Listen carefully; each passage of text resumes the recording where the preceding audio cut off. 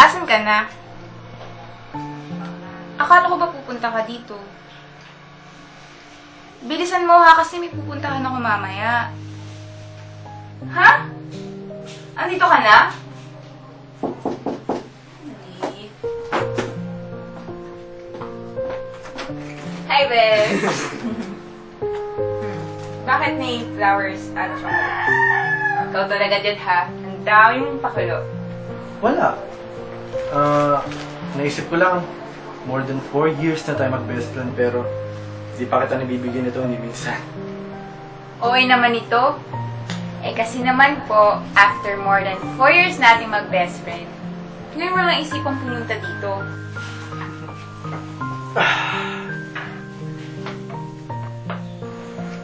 Ang ganda naman ang kwarto mo, Bes. Girl na girl, ah.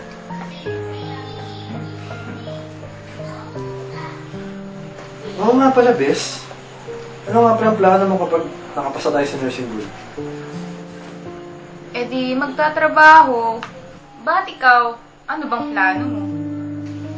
Basta ako, magdodoktor ako. Talaga lang ha. Baka naman makalimutan mo ko niyan, Bes. Hindi ah. Ang totoo nga niyan, kukunin kita sa pagtatrabaho ko ng ospital para lagi tayo magkasama. At bakit mo naman gagawin yun, Aber? Kasi best friend kita. Eh ano naman kung best friend mo ko? Kasi gusto ko palagi kitang kasama. Eh bakit gusto mo ko laging kasama? Kasi masaya ako kapag kasama ka.